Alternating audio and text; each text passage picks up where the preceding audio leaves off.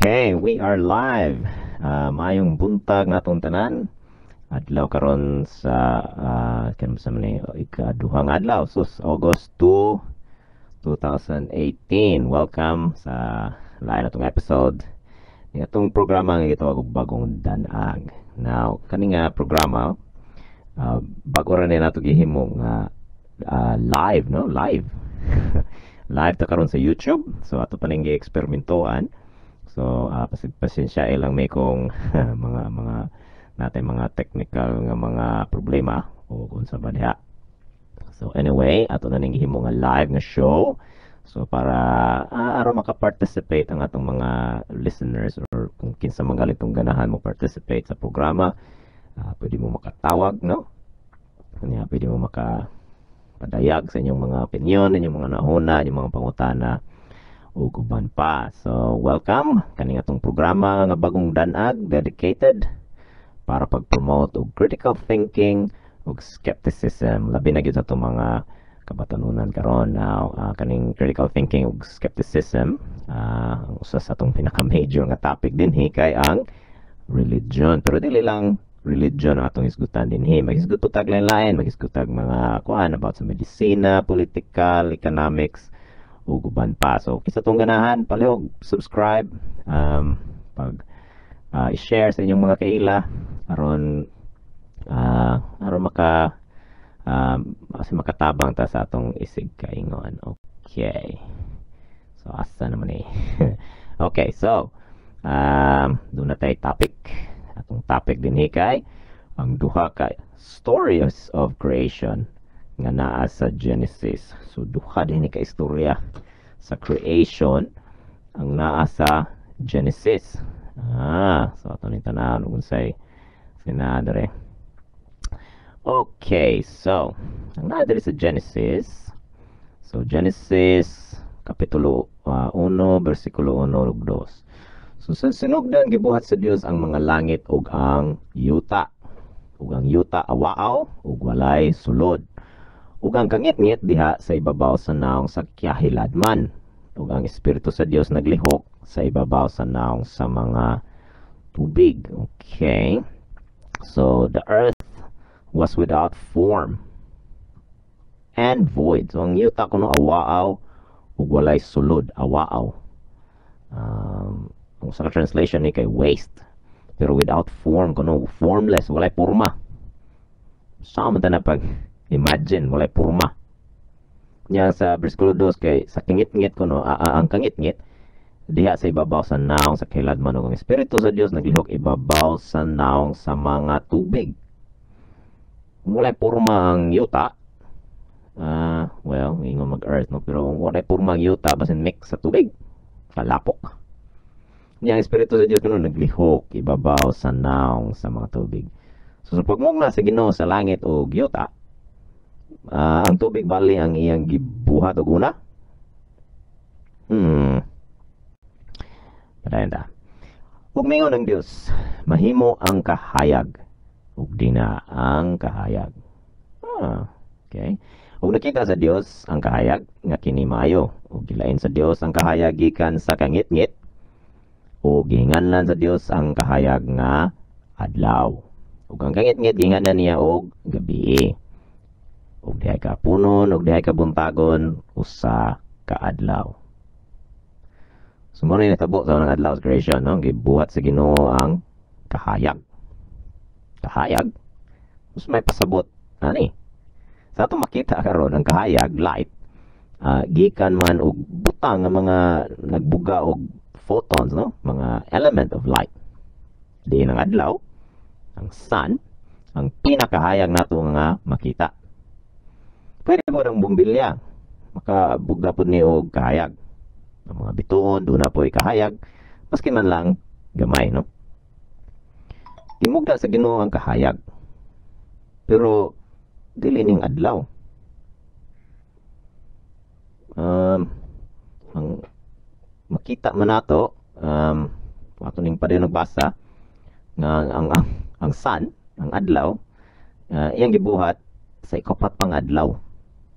Dili kaning unang adlaw. So kung dili ni ang sun, kung dili ni ang adlaw, Unsa may pasabot sa bersikulo 4 o 5 nga niingon diri gilain kuno sa Dios ang kahayag gikan sa kangit-ngit unya ginganlan sa Dios og ang kahayag nga adlaw ug ang kangit-ngit ginganlan niya og gabi. Unya human ang sumpay pagidani kay dihay ka punon ug dihay ka buntagon usa ka adlaw. Usa ka adlaw. Kabalo man nga ang usa ka adlaw kaya ang usa ka tuyok sa kalibutan sa iyang access, di ba? Ang usa ka parte sa kalibutan makatagamtam og kahayag tungod kay ang maong parte magatubang man sa adlaw. Ug ang pika side ngit-ngit. Ya sangit-ngit nga hayag mo sangit-ngit nga hayag. Sangit-ngit nga side mo ni ang atong gitawag og gabi, di ba? Sige, padayon na to. Versikulo 6 hangtod sa 8. Ug mingon ang Dios, mahimo ang usa ka hawan sa tilawala sa mga tubig ug pagabahino niini ang mga tubig gikan sa mga tubig. Ug gibuhat sa Dios ang hawan ug gilain ang mga tubig nga diha sa ilawom sa hawan gikan sa mga tubig nga diha sa ibabaw sa hawan. Ug nahimo kini. Ug ginganlan sa Dios ang hawan nga langit. Ug dinay kahaponon ug dinay kabuntagon adlaw nga ikaduha. So ato ni basahon sa in English. And God said, "Let there be a firmament in the midst of the waters, and let it divide the waters from the waters." Ang ulo nga firmament gikan sa Latin nga firmamentum nga ang maskaraan nga panulat sa Hebrew ang pulong kay rakhia. Tungod sa karaang panahon, sa panahon kung kanusa ni most likely gisuwat ang libro sa Genesis, minto magud ang mga tao nga ang kalangitan gahi siya nga estruktura. Numrobag kisami. Diin gipatapot ang mga bituon. Gani dunay mga karaan nga mga larawan nga atong makita nga kaniadto. Nagtuos lang ang kalibutan mura kuno og rectangular og flat nga lugar. Gipalibutan og mga dagat sa upat ka sides. Ug dunay mga bungbong sa palibot. Kundi nag-support o gipatungan sa kaning gitawag og rakhia o firmament. Nakaron sa tinagi sa science kabalo naman ta nga dili ni mao, di ba? Ang kalibutan spherical. Dili perfectly round pero dili gyud flat. Ug walay gahi nga structure sa ibabaw kung diin gipatapot ang mga bituon. Kung naamagaling wala pa ta kabot anak nga firmament basin layo kayo na di na tumabot. So ang translation sa Bisaya nga hawan murag dili kayo musakar. Kay sa karaan nga translation sa Biblia murag firmament ba murag naikisami. Unya gilain kuno sa Ginoo ang mga tubig nga diha sa ilawom sa hawan gikan sa mga tubig nga diha sa ibabaw sa hawan. Ang usabot ani ang nagsuwat ani iyan ning gisulat aron tingali pag-explain kung nganong dunay tubig sa yuta mao na mga dagat mga suba. Unya dunay tubig nga gikan sa kalangitan. Di ba? Mao na ang ulan. I think aron ni pag-explain kung nganong mag-uwan. Nung na ako mga panahon sa una nga wapay kasabot kung sa ning uwan. Di ba? Mag-una nila. Na tubig sa taas, dili na tubig ubos, di ba gikan babasin na tubig sa taas. Basin kuani bahig no gi-separate ang tubig sa ubos ug tubig sa taas. Nga human na sa dire dinay kapunon ug dihay kabuntagon adlaw nga ikaduha. Now, hinumdumi wala pay adlaw, wala pay sun nga gimugna sa Ginoo. Mugna siya atong light kuno, kahayag. Pero dili ni mo ang sun atong ni makita ron sa ikopat pa ni. So kanina pita ambot sa langaw sa pasabot ani kung dunay kapunon ug dihay kabuntagon. Mao daw to ang ikaduha nga adlaw. Atong padayonon, versikulo 9 hangtod sa 10. Umingon ang Dios, matingog ang mga tubig nga naa sa ilawom sa mga langit ngadto sa usa ka dapit ug tumungha ang yuta nga mamala. ug nahimo kini. Ug ang mamala nga dapit dapit gihinganlan sa Dios nga yuta. Ug ang katalingban sa mga tubig iyang ginganlan nga mga dagat. Ug nakita sa Dios nga kini maayo. Sa to pa ang mga tubig nagtigom sa usalang ka dapit. Mao kuno ni ang mga dagat. Apan ang mga lakes di ay, ang mga danaw, ang linaw, ang mga suba. Natingog ang mga tubig sa usa ka dapit. Imagine na daw na. Okay, versikulo 11. Padayon ta.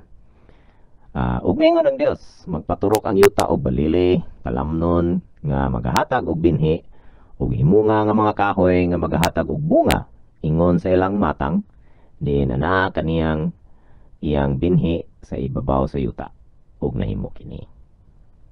Versikulo 12, ug ang yuta nagpaturok og balili, talamnon nga nagahatag og binhi, ingon sa ilang matang, ug mga kahoy nga nagahatag og bunga, nga mao'y binhi nini. Ingon sa ilang matang. Nakita sa Dios nga kini maayo. Ang versikulo 13 na napod niya. Ug dihay ka punon, ug dihay ka buntagon, adlaw nga ikatulo. So sa ikatulong adlaw, gimugna sa Ginoo ang mga talamnon, mga kahoy, mga sagbot. Importante ni kayo kay ato maning isangga sa ubang mga berso sa creation story dinhi sa Genesis. So timani nga sa ikatulong adlaw, gipaturok ang yuta ug mga tanom, sagbot ug mga kahoy. Unya dihay ka punon, dihay ka buntagon, adlaw nga ikatulo kang ngilo gid ani. Kadi yun mo make sense. Unsa may gipasabot ka ani. Padayon ta. Versikulo 14. Ug mingon ang Dios, mahimo ang kahayag. Mahimo ang mga kahayag. Kahayag na po ni kahayag. Sa hawan sa langit aron sa pagbulag sa adlaw gikan sa gabi. Timan naghimo siya kahayag, di ba? Unang adlaw, iyang gibahig ang kabuntagon or kahayag tawag nga adlaw, ang gangit-ngit gitawag nga gabi. Karon versikulo 14 ningon siya dire mahimo ang ugmingon ng Dios, mahimo ang mga kahayag sa hawan sa langit aron sa pagbulag sa adlaw gikan sa gabi. O himuha sila nga alang sa mga ilhanan. Kan importante ba ni? Ug alang sa mga panahon, ug alang sa mga adlaw ug mga katuigan. Ug himuha sila nga mga kahayag sa hawan sa langit, sa tuwas taas, aron sa paghatag og kahayag sa ibabaw sa yuta, ug nahimo kini. Di ba? O gibuhat sa Dios ang duruha ka dagkong mga kahayag dira. Ang labing dakong kahayag sa paghari sa adlaw ug ang labing diutay nga kahayag paghari sa gabi. Gibuhat usab niya ang mga bituon. So diya murag mo na ang adlaw no, ato sa padayon versikulo 17. Ug gibuhat sila sa Dios sa hawan sa langit aron magaiwag sa ibabaw sa yuta. Ug aron sa paghari sa adlaw ug sa gabi, ug aron sa pagbulag sa kahayag gikan sa kangit-ngit. Ug nakita sa Dios nga kini maayo. Ug dihay ka punon, ug dihay ka buntagon, adlaw nga ikaupat. So versikulo 3, di ba?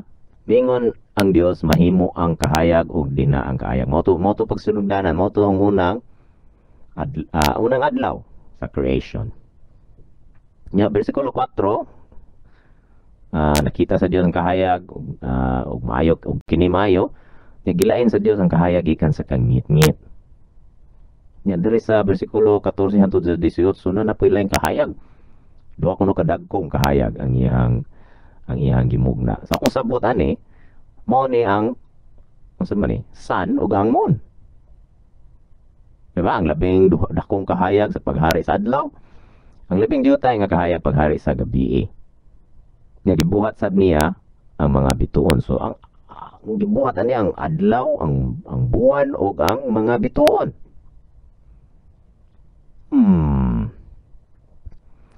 Unya pagyud sa versikulo 14, ug himuha sila alang sa mga ilhanan. ug alang sa mga panahon, alang mga adlaw, ug alang sa mga katuigan. So let them be for signs and for seasons and for days and years. Now, hinumdumi nga sa kani nga mga panahon sikat kayo angon sa man ang astrology. Di ba? Pag bansay-bansay sa mga bituon sa kalangitan, mga planeta, nga kuno makaapekta sa pagpuyo sa mga tao dinhi sa yuta. Unsa man ning astrology, mga zodiac signs, horoscopes, tarot reading, mga psychic readings, di ba? So sa Biblia mismo, giswa dinhi, let them be for signs and for seasons and for days and years. Isip. Versikulo 19. Ug dihay ka punon, ug dihay ka buntagon, adlaw nga ikaupat. Kana karon tungod na nay adlaw, kani mo make sense na, no? Dunay ka punon, ug dunay ka buntagon. Apan, take note, walay hisgot dinhi nga gipatuyok ang kalibutan. Karon kabulo naman ang kalibutan nagtuyok, no, nag-rotate sa iyang axis. Ni morning naghatag sa epekto nga dunay buntag, dunay gabi. Apan dinhi sa Genesis walay hisgot sa tuyok sa kalibutan. Wala. Dili ba kani tungod kay walay alamag ang nagsulat nining maong teksto sa rotation sa Earth?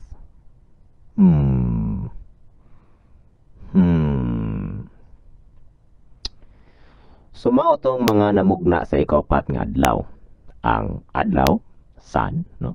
Ang moon ug ang mga bituon. So kung unsa galing tong kahayag nga gisgutan sa bersikulo 3 ambot sa langaw sa to. Yung sa basad kaning moon, yung dutay kuno nga kahayag, mo kuno maghari sa kagabi. Ini kagabi. Pero kabalo man ang moon nagtuyok na siya, no, nag-revolve around sa kalibutan. Ug ang iyang kahayag gikan sa adlaw. Kabalo na ang moon wala siya iyang kaugalingong kahayag. Isip. Padayon ta bersikulo 20. Ug mingon ng Dios, dumagsang sa mga tubig ang duot sa mga binuhat nga buhi. Ug manglupad ang mga langgam sa ibabaw sa yuta diha sa hawan sa langit. Ug gibuhat sa Dios ang dagkong mga mananap ug ang tanang mga binuhat nga buhi nga nagalihok nga mitungha sa mga tubig ingon sa ilang matang ug sa tagsatag sa kalanggam nga paan ingon sa iyang matang. Ug nakita sa Dios nga kini maayo.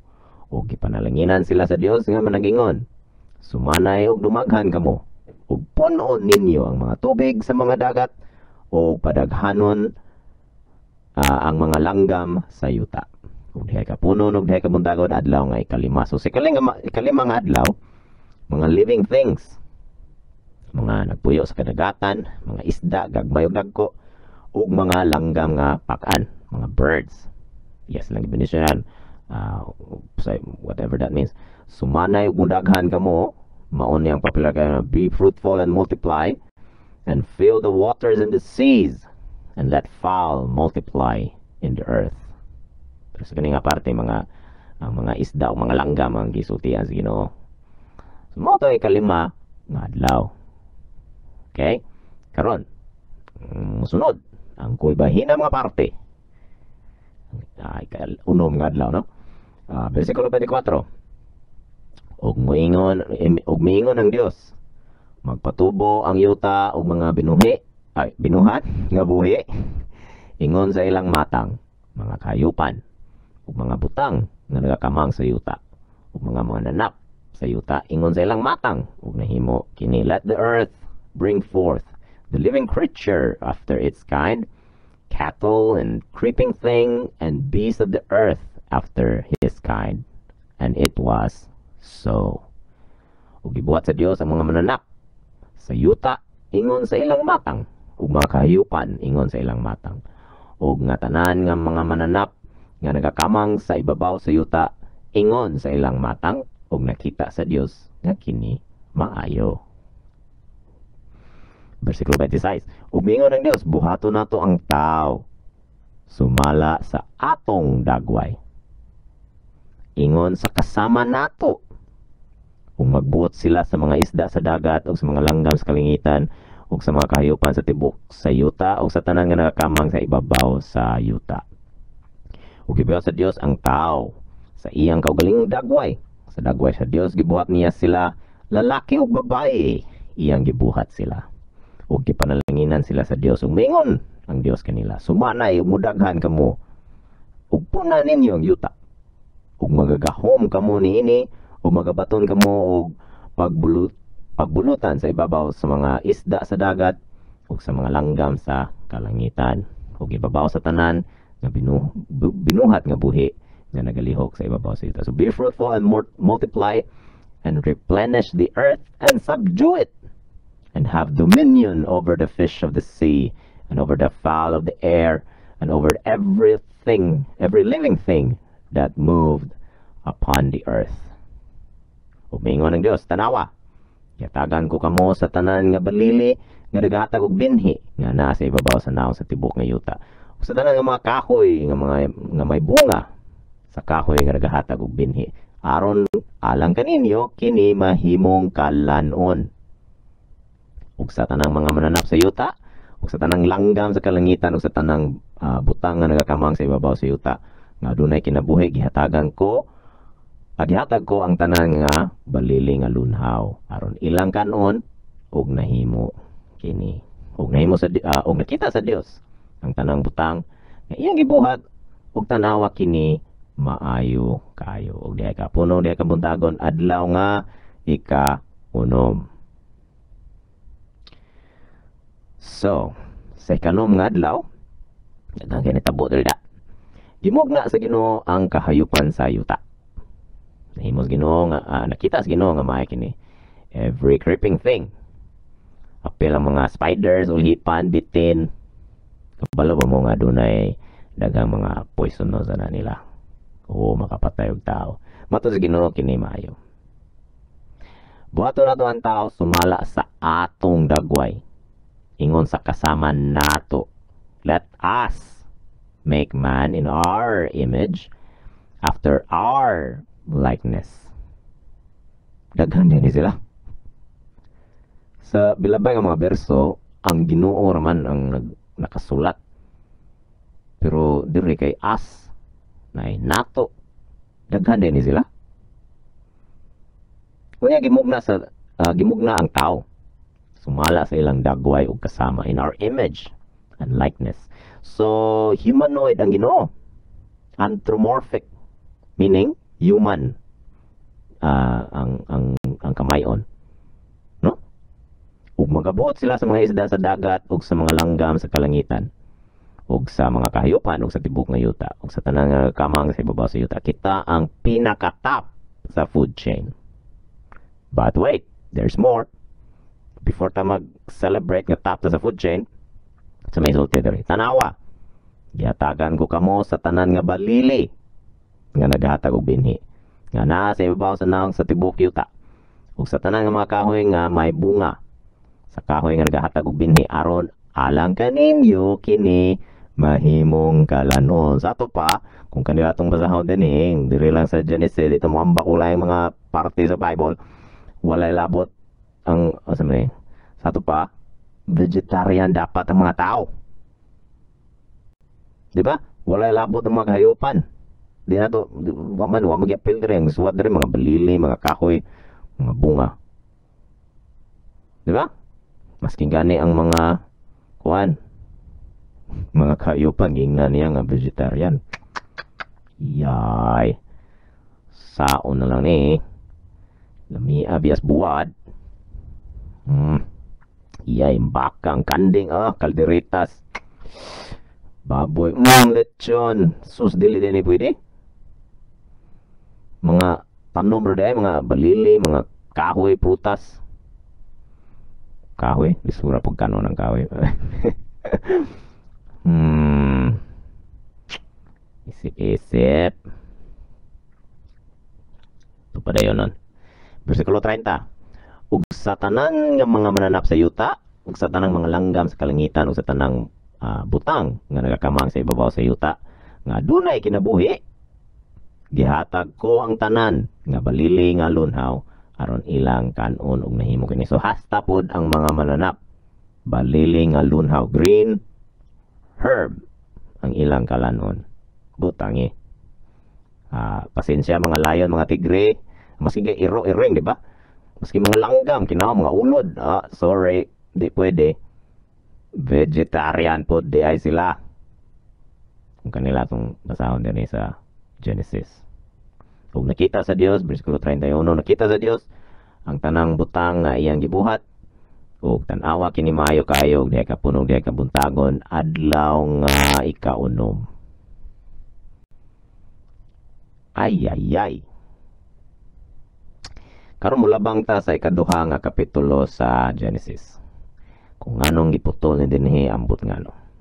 Kapitulo 2, versikulo 1. Ug nahuman ang mga langit ug ang yuta ug ang tibuok na panon kanila. Nahuman na. Itong basahon is in English. Thus the heavens and the earth were finished, and all the host of them. Moto sa ikaduha, no? Ikaduha nga chapter sa Genesis. Nahuman na. Ug sa adlaw nga ikapito natapos sa Dios ang buhat nga iyang gihimo. Versikulo 2 ni. Ug mipahulay siya sa adlaw nga ikapito gikan sa tanan niyang mga buhat nga iyang nahimo. Ug ipanalanginan sa Dios ang adlaw nga ikapito ug nagbalaan niini. Tungod kay niini nagpahulay siya gikan sa tanan niyang buhat nga gibuhat ug nahimo sa Dios. So gibalik-balik gyud ini, no, nga siya gyud ang gibuhat. Dios ang nagbuhat sa mga nahimo so far. Okay, kuha na namo.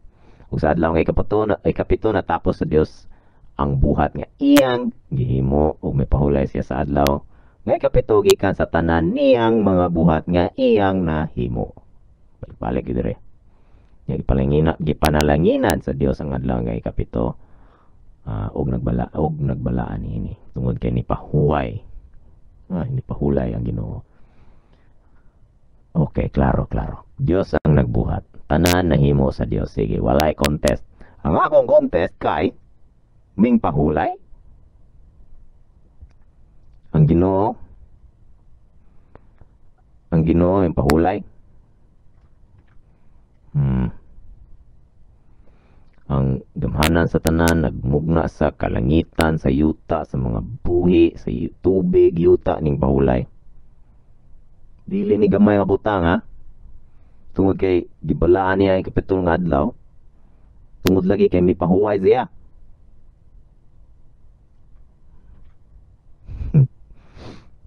Sige, atong padayon nun. Kapitulo 2, gyapon versikulo 4. Kini mo mga sinugdan sa mga langit ug sa yuta sa pagbuhat kanila sa adlaw nga si Jehova nga Dios naghimo sa yuta ug sa langit. Ug wala pay tanom nga sa kapatagan. Uy. Tempa. Unsa dire? Versikulo 5 niya, kapitulo 2. Wala pay tanom sa kapatagan nga diha sa ibabaw sa yuta ug wala pay tanom sa kapatagan nga misugod o sa pagturok. Kasi Jehova nga Dios wala pa magpaulan sa ibabaw sa yuta. Wala pa'y tao nga makauma sa yuta. Pandiya misaka nga gabon gikan sa yuta nga nagbobo sa tibuok nga naong sa yuta. Ug giomol ni Jehova nga Dios ang tao gikan sa abog sa yuta ug gihoy pa niya sa mga buho sa iyang ilong sa gininhawa sa kinabuhi ug ang tao nahimong kalag nga may kinabuhi. Ug si Jehova nga Dios nagbuhat ug usa ka tanaman sa silangan sa Eden ug gibutang niya didto ang tao nga iyang giumol. Time pa ragod. Kung ato ning sabton sayo na to nga pagsabot niini pasabot ani nga naghisgot na pud niglain na pud nga istorya sa creation. So nagibalik ra niya og suwat. Pero unsa may pasabot ani wala pay mga tanom og kahoy gibuhat na sa Ginoo ang tao.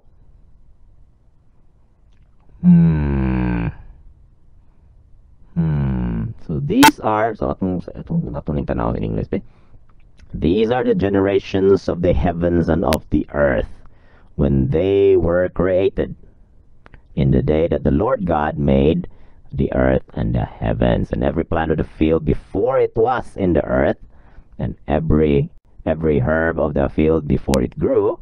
For the Lord God has not caused it to rain upon the earth, and there was not a man to till the ground. But there went up a mist from the earth, and watered the whole face of the ground. And the Lord God formed man of the dust of the ground, and breathed into his nostrils the breath of life, and man became a living soul.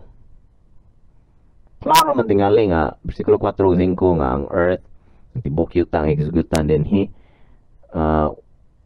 wala pa kunoy mga tanom. Yung versikulo 8, planted, the Lord God planted a garden eastward in Eden, and there he put the man whom he had formed. Ang dipinsan ni sa simbahan nga ang gi-focus kuno dili ang tibok yuta. Ang kuan ra usa ka parte ang gitawag og Garden of Eden. Mao ra ko nigi-focus aning versikulo 2, pero klaro man versikulo 4 ug 5, generations of the heavens and the earth when they were created in the day that the Lord God made the earth and the heavens, and every plant of the field before it was in the earth. Every plant of the field before it was in the earth. So wala pa plant, wala pa herb. Okay, the Lord God has not caused it to rain, and there was not a man to till the ground.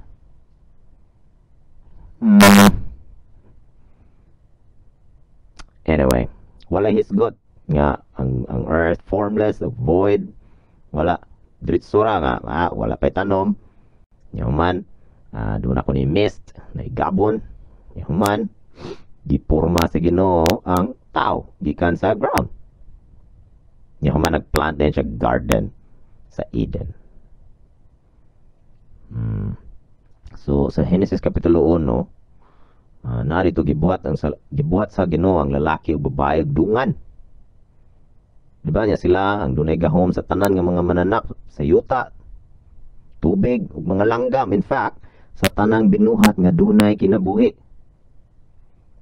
Pero dinhi sa ikaduha nga istorya sa creation, gibuhat ang tao una. Wala pay tanom, wala pay mga mananap. Niya man dunay gimugna Ginoo nga garden kuno, Eden, eastward sa Eden, medyo libo ko ani. Ug digdo gibutang ang tao. Tanom ang Ginoo mga kung nay garden ay mga tanom, di ba? Tanom siya mga garden, niya man digdo gibutang ang tao. Atong padayonon, versikulo 9, kapitulo 2 ni Genesis. Og nagpaturok si Jehovah nga Dios gikan sa yuta sa tanan nga kahoy nga makapahimuot sa igtatanaw ug maayo nga kalanon, ug ang kahoy usab nga sa kinabuhi diha sa taliwala sa tanaman, ug ang kahoy sa pag-ila sa maayo ug sa dautan. Versikulo 9 ni. Ayan, versikulo 10, ug migula gikan sa Eden ang usa ka suba sa pagtubig sa tanaman, ug gikan didto nabahin kini ug nahimong upat ka mga sanga. Ayan, versikulo 11, ang ngalan sa usa kay Pison, kini mao ang nagalikos sa tibok. So kaning versikulo 11, 12, 13, 14, 15 mura ni siya og naghatag og idea kung asa dapit ang Eden. Right? Sa ni tulo ka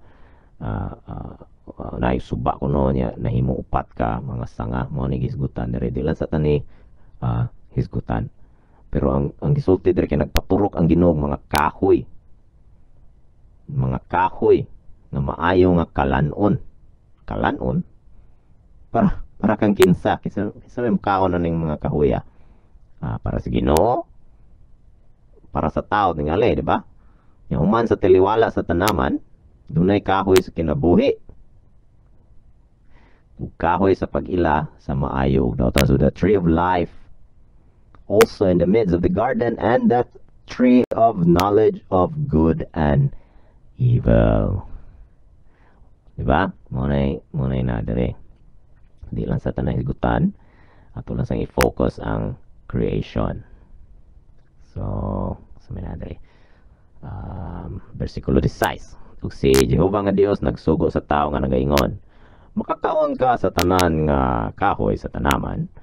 Apan sa kahoy nga sa pag-ila sa mayog dautan, dili ka magkaon niini. Kay sa adlaw nga mukaon ka niini, mamatay ka gayud. Okay? Yay, niya na. Ang bantugan nga istorya sa unang tao ug sa Tree of Knowledge of Good and Evil. Pero ang Tree of Life, wala gisulti, no? So, pwede ra tingali siya makakaon dito.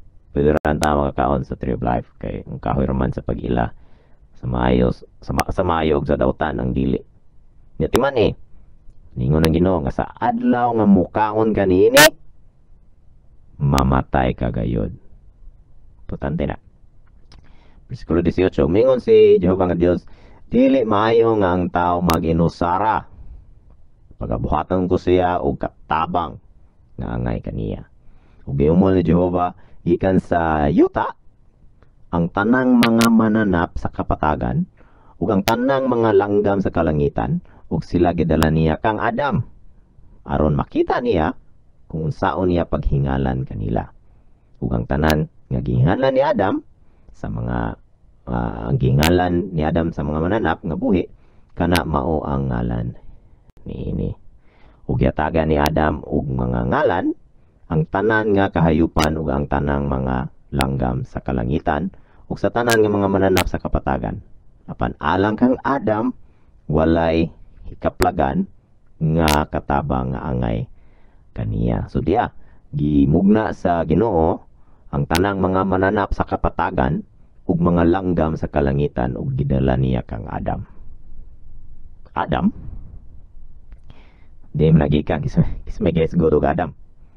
Gihapak naman dayon sa atong mga naong ang ngan nga Adam mao na ngan sa tao nga iyang gibuhat dito sa tanaman. Bati apo pagkasuwat ning istorya. Nga gidala ngadto kang Adam ang tanang mga hayop kay para unta makapangita og katabang. So giuna niya buhat ang tao human ipapturok niya ang tanang mga kahoy, mga sagbot nga kalanon. Nya human karon nagbuhat siya sa tanang mga kahayupan ug mga langgam. Matong balikon tong kapitulo 1 sa Genesis sa ikaupat nga adlaw, ang adlaw ug buwan no. Nya sa ikanom nga adlaw, di ba? Sa last pass ikanom nga adlaw gibuhat ang tao. Nya lalaki ug babae gibuhat niya dungan. Pero diri ang laki ra. Nya man nagbuhat siya og mga kahayupan kay nakita niya nga dili kuno maayo nga mag-inusara ang tao. So pangitaan niya og katabang. Katabang sa Pinas man ni kay helper. Daghan sa atong mga kababayan no nga minglangyaw in taon sa laing nasod, nanilbihan in taon isip domestic helper. Mao nang ipasabot sa Ginoo.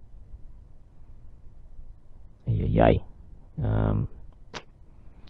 Nakabuhat ang Ginoo aning tanan, langit, yuta, adlaw, tao.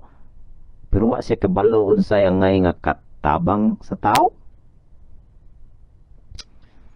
Sam kakadugay ni nahuma no. Tanang mga kahayupan gidala ngadto kang Adam.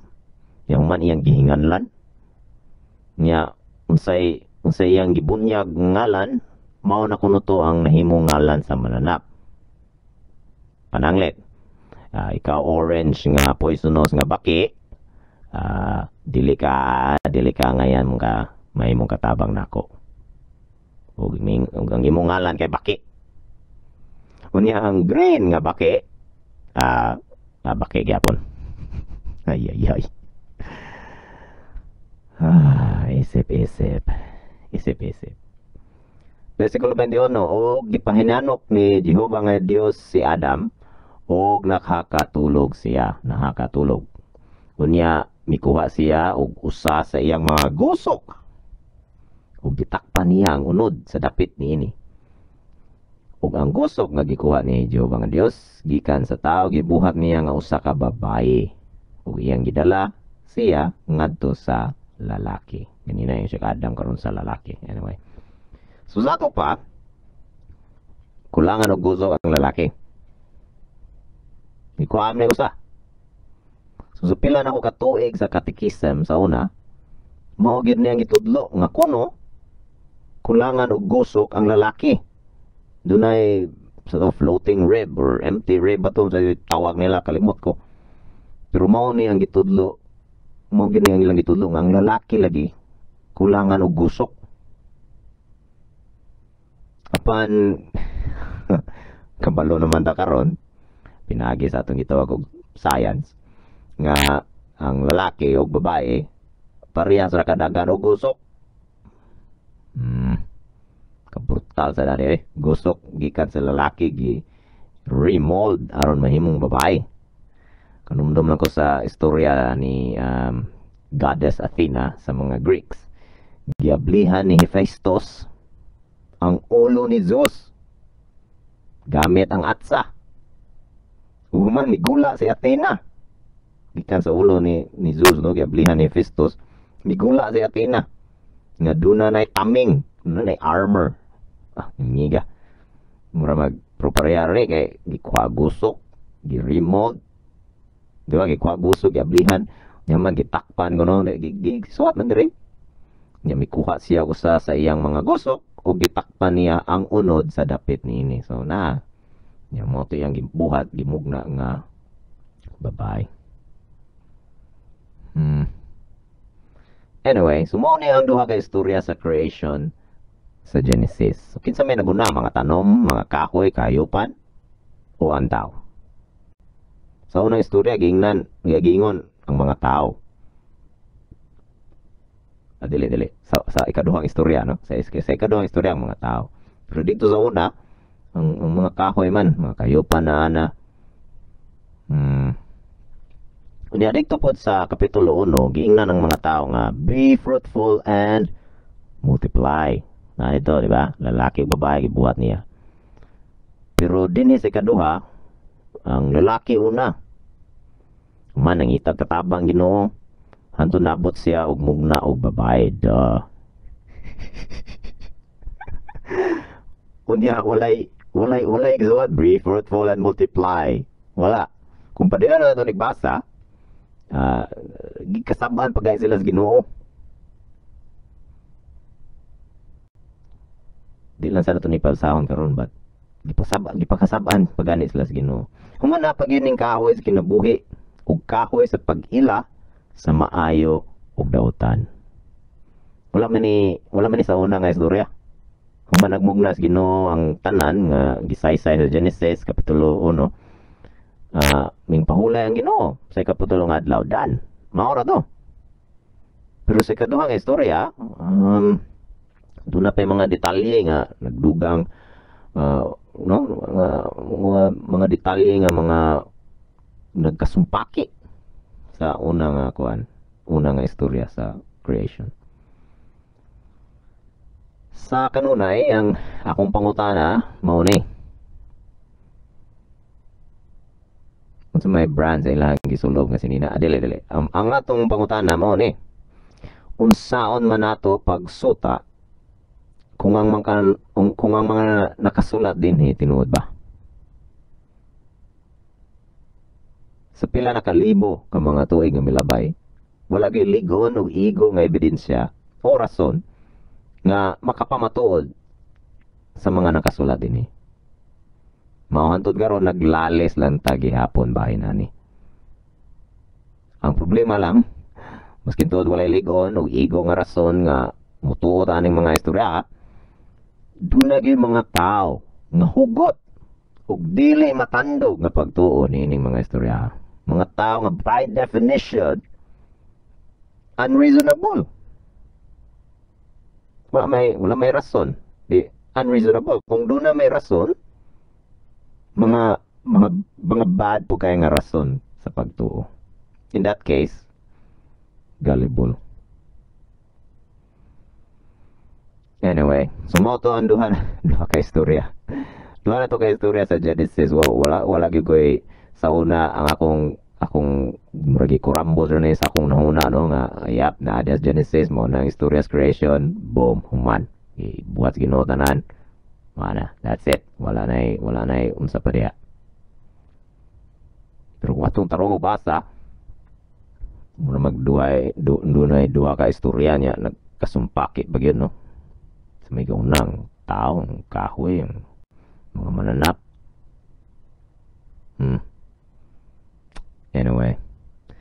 So, wala may nagbaligon sa kusog no nga mutawag sa atong programa. So kung kinsa to'y ganahan mutawag, doon na pa may sige pwede mo mutawag karon. Pero kung wala mo tawag, dili lang mo sa tingali ta kutob. Wala may ning dial sa atong number. So kinsa tong ganahan mo tawag adto lang mo sa Bitly no, bit .ly /Danag TV DNAG TV DANAG TV call CALL to one word ano, Bitly /Danag TV call. So kung ganahan mo tawag para makaistorya ta din duwa sa kurang usa diri magsitabi. So kuning gi-usab din namo no, gi-convert din namo into mura og live show, call in live show para maka-participate. Kung kinsa tong ganahan mo participate, makapangutana, makapadayag sa inyong mga opinion, mga una-una, mga reaction ug unsa pa diha no. So anyway, dinhi lang siya tingali ko kutob. Hantod sa sunod gayon, daghang salamat. So hopefully makamatambog sayo sunod Huwebes pohon alas 7 sa buntag hantod sa alas 8 sa buntag. Mag-istorya-istorya ta dinhi sa atong programa nga gitawag og bagong danag. So daghang salamat. Hantod sa sunod gayon.